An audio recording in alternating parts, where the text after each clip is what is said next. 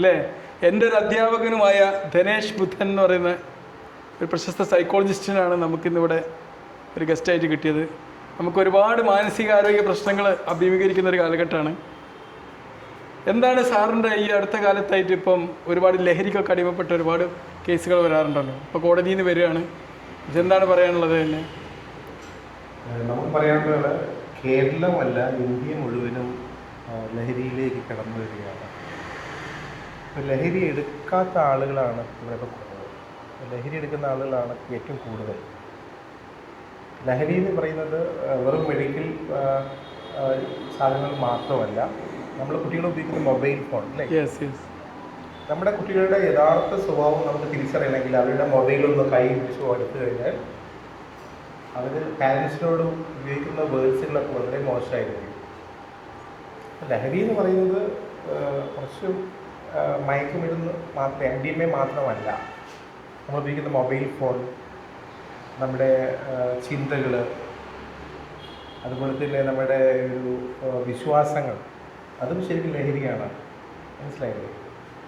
അപ്പം വിശ്വാസങ്ങൾ ലഹരിയായി എടുക്കുന്നവരുണ്ട്. അതുപോലെ തന്നെ എഴുത്തുകൾ, അതുപോലെ തന്നെ റീഡ് ചെയ്യുന്ന ആളുകളുണ്ട്. കഴിഞ്ഞ ദിവസം ഒരാൾ എന്നോട് പറയുകയാണ്, ഈ ലൈബ്രറിയിലെ എല്ലാ ബുക്കും ഞാൻ വായിക്കാത്ത ഒരു ബുക്ക് പോലും ഇല്ല എന്ന് പറയുന്നു. അത് റീഡിങ്ങിനോടുള്ള ലഹരിയാണ്. മനസ്സിലായില്ലേ? മൊബൈൽ ലഹരിയുണ്ട്. ഈ ഡോപ്പമിൻ ഇൻക്രീസ് ചെയ്യുന്നവർക്കാണ് കൂടുതൽ അതിനെ കാണാറുള്ള സാധാരണ. എല്ലാത്തിനും ഒരു ഡിസ്റ്റൻസ് വേണമെന്നാണ് ഉദ്ദേശിച്ചത്. എല്ലാത്തിനും നമുക്കൊരു കൺട്രോൾ. ടീച്ചർക്ക് എന്തോ ഒരു ക്വസ്റ്റ്യൻ ചോദിക്കാനുണ്ട്. ടീച്ചർ ഇവിടെ വന്ന് ചോദിക്കാം. അതും അഡിക്ഷൻ ആണ്. കുറേ മാറ്റാൻ പറ്റും നമുക്ക്. കാരണം കുറേ അന്ധവിശ്വാസം ലഹരിയാണെന്നാണ് എൻ്റെ ഒരു ചോദ്യം അല്ലേ? ഓക്കെ, അന്ധവിശ്വാസങ്ങൾ ലഹരി തന്നെയാണ് കൃത്യമാണെങ്കിൽ. പക്ഷെ അവർക്ക് നല്ല നോളേജുകൾ കൊടുക്കുക നമുക്ക്. കാരണം യക്ഷി എന്ന് പറഞ്ഞ ഒരു മിനിറ്റ്, ഓക്കെ, അത് ഈ യക്ഷി എന്ന് പറഞ്ഞ സങ്കല്പം വളരെ വർഷങ്ങൾക്ക് മുമ്പ് ഉണ്ടായിരുന്നു അല്ലേ? പക്ഷേ ഇലക്ട്രിസിറ്റി വന്നതോട് കൂടി തന്നെ യക്ഷികൾ കേരളത്തിൽ നിന്നും കുറേ ഗ്രാമങ്ങളിൽ നിന്നൊക്കെ വിട്ടുപോയി അല്ലേ? പണ്ട് കുട്ടികൾ ചോറ് കഴിച്ചില്ലെങ്കിൽ അമ്മ പറയാഎന്താ,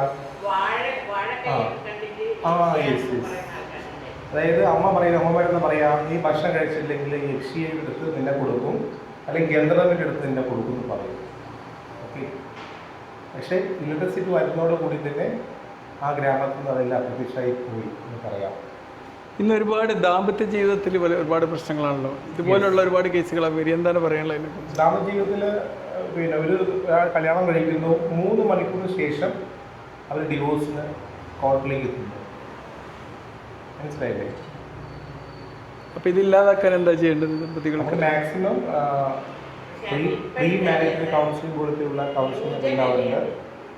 അല്ല, പ്രായമായവരുടെ വിവാഹ സമയത്തും ഒരുപാട് വർഷങ്ങൾ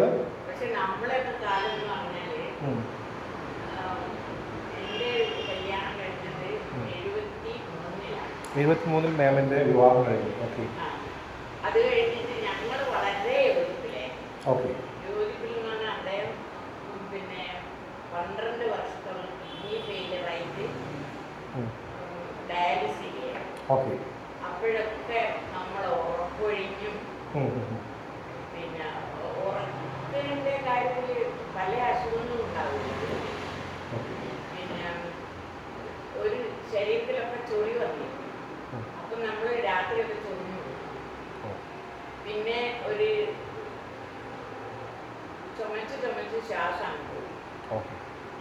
അപ്പോഴേ ഒരു അപസ്മാരം പോയി. എപ്പിലെപ്സി പോലെയുള്ള എഫക്റ്റ് വരുന്നു അല്ലേ? അന്നേരം പിന്നെ വല്ലാത്തൊരു, അന്നേരമൊക്കെ നമ്മൾ നോക്കണ്ടേ, ആ സമയത്തൊക്കെ ഉറപ്പൊഴിക്കൽ തന്നെയായിരുന്നു. നല്ല കെയറിങ് ഉണ്ടെന്ന് പറയുന്നത് നല്ല കെയറിങ് ഉണ്ടെന്ന് പറയുന്നുണ്ട്. കെയറിങ് ഉണ്ടായിരുന്നു പറയാം, പക്ഷേ ന്യൂജനിൽ കെയറിങ് കുറവാണെന്നാണ് പറയുന്നത് അല്ലേ? ഓക്കെ, സാർ പറഞ്ഞോളൂ. ഇപ്പോൾ ഈ ഡൈവേഴ്സ് കൂടാനുള്ള കാരണം സാമ്പത്തിക സാധ്യത ഘടകമാണ്. തീർച്ചയായും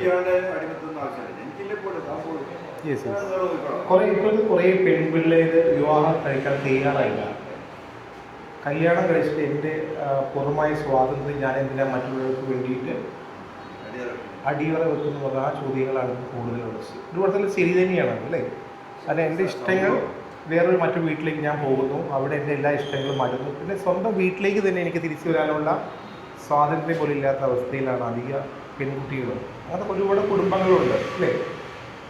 എല്ലാ കുടുംബങ്ങളും അധിക കുടുംബങ്ങളിലും അങ്ങനെയാണ്. ഒരു പ്രത്യേക രീതിയിലുള്ള ഒരു നിയമം ഉണ്ടാക്കിയിട്ടുണ്ട് ഒരു വീട്ടിൽ. അതിനോട് എൻ്റെ ജീവിതം ഞാൻ എന്തിനാണ് മാറ്റപ്പെടുന്നത്? എന്തിനാണ്? ചില കുട്ടികളൊക്കെ മൊബൈൽ ഫോൺ പോലും ഉപയോഗിക്കാൻ പറ്റാത്ത കുറേ ഫാമിലി ഉണ്ട്. നേരത്തെ ഉപയോഗിച്ച് മൊബൈൽ നമ്പർ ഭർത്താവിൻ്റെ അച്ഛന് കൊടുക്കണം. മനസ്സിലായില്ലേ? കുറേ കേസുകളുണ്ട് ഈ ഫീൽഡിൽ വരുന്ന സമയത്ത് നമ്മൾ കാണാം. പറയും അതെ, സൊസൈറ്റി കാലത്തിനനുസരിച്ച് സൊസൈറ്റികൾ മാറുന്നില്ല. അത് പാരനോയിഡ് പേഴ്സണാലിറ്റി ഡിസോർഡർ എന്ന് പറയാം. അവർ ഇത് മാത്രമല്ല, ഈ ഒരു മകൾ വന്നാൽ മാത്രമല്ല, ഏത് പിന്നെ പെൺകുട്ടി മകൻ്റെ ഭർത്താവ് ചെയ്യുന്ന സമയത്ത് പാരനോയിഡ് പേഴ്സണാലിറ്റിയുടെ വ്യക്തികൾക്ക് നല്ല സംശയങ്ങളുണ്ടാവും. അവർക്ക് സംശയങ്ങളുണ്ടാവും. മാനസിക രോഗത്തിൻ്റെ ഒരു ഘടകമാണ് ഡിവോഴ്സിന് കാരണം ഉണ്ടാവുക. പിന്നെ അഡ്ജസ്റ്റ്മെൻറ്റ് ഡിസോർഡർ, വരുന്ന കുട്ടികൾക്ക് അഡ്ജസ്റ്റ്മെൻറ്റ് ഡിസോർഡർ ഉണ്ടാവുക. പിന്നെ കൂടുതൽ പിന്നെ കെയർ ചെയ്ത പെൺകുട്ടികൾ മറ്റൊരു വീട്ടിലേക്ക് പോകുന്ന സമയത്ത് അവർ അഡ്ജസ്റ്റ് ചെയ്യാൻ പറ്റില്ല. മനസ്സിലായില്ലേ? നമ്മൾ എന്ത് പഠിച്ചുകൊണ്ടും കാര്യമില്ല. നമുക്ക് പുതിയ ജീവിതത്തെ നമുക്ക് താല്പര്യപ്പെടാൻ സാധ്യമാവണം. നല്ല പഠിക്കുന്ന കുട്ടികളുണ്ട്, അവർ MBBS വേണ്ടി മെഡിക്കൽ കോളേജിൽ പോകുന്നു. ആ മെഡിക്കൽ കോളേജിൽ അവർക്ക് ഡീൽ ചെയ്യാൻ കഴിയുന്നില്ല. അങ്ങനെ കുറേ പേര് പല പ്രൊഫഷണൽ കോഴ്സുകളൊക്കെ പോയിട്ടുണ്ട്. ഓക്കെ, എല്ലാവരും പറയുന്നത് മയക്കുമരുന്നിലെ യുവാക്കളെ അപ്പം എപ്പോഴും അഡിക്ഷനിൽ എപ്പോഴും നമ്മൾ ശ്രദ്ധിക്കുന്ന കാര്യം എന്ന് പറയുന്നത് എന്തുകൊണ്ടാണ് ഇയാൾ ലഹരി എടുക്കാനുള്ള കാരണം. ആ കാരണം നമ്മൾ മാറ്റാത്ത കാലത്തോളം നമുക്ക് ഏത് മെഡിസിൻ അതിനൊരു ആൾട്ടർനേറ്റീവും കൊടുക്കണം. കാരണം ഒരു മെഡിക്കൽ തെറാപ്പി കൊണ്ട് മാത്രം ഒരാളുടെ ലഹരി മാറില്ല. എന്തുകൊണ്ടാണ് അദ്ദേഹം വരുന്നതെടുക്കാനുള്ള കാരണം? ആ സിറ്റുവേഷനിലേക്ക് തന്നെയാണോ അയാൾ വീണ്ടും തിരിഞ്ഞെത്തുന്നത്? ഒരുപാട് കാര്യങ്ങൾ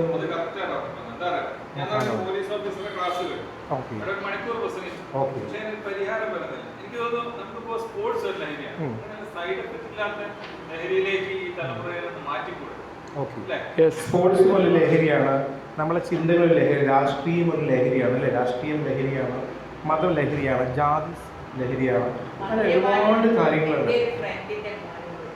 ഓക്കെ, ലഹരി DHC സെന്ററിൽ വലിയ എമൗണ്ട് കൊടുത്ത് ഫീസ് എല്ലാം കൊടുത്ത ആളുകൾ. കാരണം ഈ മദ്യപാനം ഒരു ശാരീരിക രോഗം കൂടിയാണ്. ശാരീരിക രോഗം. ഇപ്പോൾ MDMA ആഴ്ച നിർത്തിയ ആൾക്ക് നിർത്താൻ പറ്റും. അത് ശരീരത്തിൽ നിന്ന് അതിന് വേണ്ടിയുള്ള ഒരു ക്രേവിങ് ഉണ്ടാവും. പക്ഷെ മദ്യത്തിന് അതുണ്ടാവും. മദ്യം എന്നെ അതുകൊണ്ടാണ് ആൽക്കഹോളിക് ഡി അഡിക്ഷൻ സെന്റർ മറ്റേ ഇതുണ്ടല്ലോ, അനോണിമസ് ഗ്രൂപ്പുകൾ ഉണ്ടല്ലോ, ഒരുപാട് ഗ്രൂപ്പുകൾ. അത് ലൈഫ് ലോങ് വേണം അവർക്ക്. മദ്യപാനവും മറ്റും നമ്മുടെ വ്യത്യാസം അതാണ്. MDMA നിർത്തിയ ആൾ നിർത്താൻ തീരുമാനിച്ചാൽ പിന്നെ ജീവിതത്തിൽ അവർ തൊടാതിരിക്കാൻ അവർക്ക് പറ്റും. അവരുടെ ശരീരം അത് ആഗ്രഹിക്കില്ല. മദ്യപാനിയോട് നമ്മൾ കുറച്ചുകൂടി സിമ്പതി വേണം. കാരണം ഇതൊരു ബയോളജിക്കൽ രോഗം കൂടിയാണ് മദ്യത്തിനോടുള്ള അഡിക്ഷൻ. അപ്പോൾ അതെന്ത് ചെയ്യണം? നല്ല ഫോളോ അപ്പ് തന്നെ വേണം. നമ്മളൊരു കൊർസോക്കോഫ് സിൻഡ്രോം ബ്രെയിനിൻ്റെ മൊത്തത്തിൽ ഡാമേജ് ആവുന്ന ദിവസം കൊർസോക്കോഫ് സിൻഡ്രോം ആയിട്ട് പറയുക. ആൽക്കഹോൾ അഡിക്റ്റ് ചെയ്യുന്നവർക്ക് ആൽക്കഹോളിനെക്കാട്ടി പെട്ടെന്ന്, അതായത് നമ്മളൊരു 20 വർഷം ആൽക്കഹോൾ കഴിച്ച ആൾ അതേ തുല്യമാണ് ഒരു ഫസ്റ്റത്തെ ഒരു MDMA എടുക്കുന്ന വൺ ഡേ തന്നെ അയാളുടെ ബ്രെയിൻ മുഴുവൻ ഡാമേജ്. പിന്നെ ഒരിക്കലും തിരിച്ചു വരാനൊക്കെ സാധിക്കില്ല. ഓക്കെ,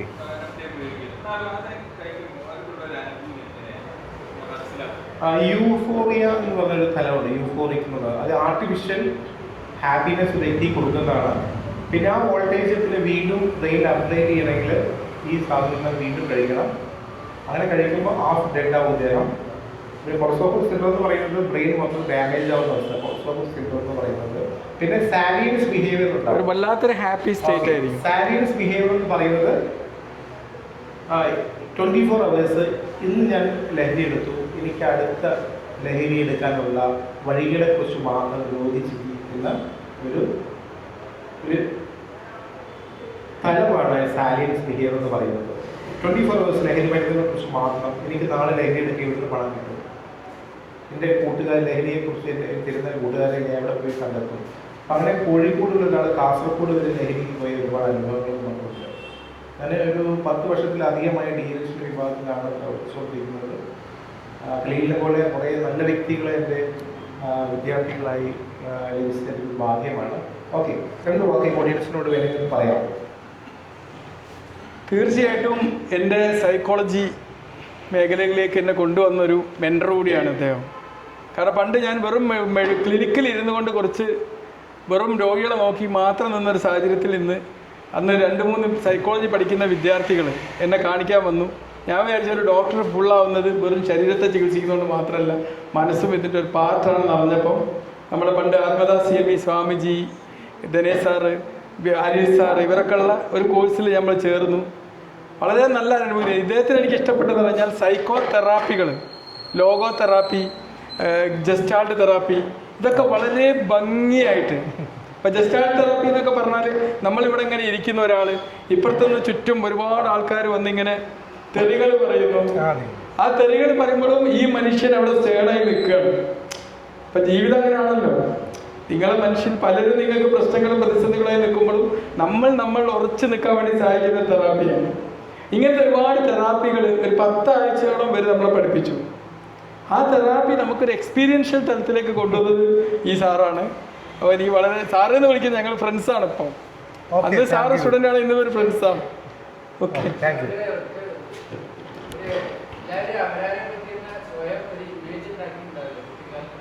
അതെ അതെ. നമ്മളൊരിക്കലും സൊസൈറ്റിയിൽ വേണ്ടി മാറരുത്. ശരിക്കും ഒരു കുട്ടി ജനിക്കുന്നു, ആ കുട്ടിയുടെ പേഴ്സണാലിറ്റി ഇല്ലാതാക്കുന്നത് ശരിക്കും അത് പാരൻസ് തന്നെയാണ്. എനിക്ക് ഡോക്ടറാവാൻ സാധിച്ചിട്ടില്ല. എഞ്ചിനീയർ ആവാൻ പോകുന്ന എൻ്റെ മകനെ ഞാൻ ഡോക്ടറാക്കി മാറ്റുന്നു. അത് എൻ്റെ ഇഷ്ടം ആ കുട്ടിയിലേക്ക് അടിച്ചേൽപ്പിക്കുകയാണ് ചെയ്യുന്നത്. മനസ്സിലായില്ലേ? ആ കുട്ടിക്ക് എന്താണോ ആവാൻ സാധിക്കുക ആ കുട്ടി ആ വ്യക്തിയായാൽ മാത്രം മതി. നമ്മുടെ ചിത്രത്തിലുള്ള ഒരു വ്യക്തിയൊന്നും ആയി മാറുന്നത്. മനസ്സിലായില്ലേ?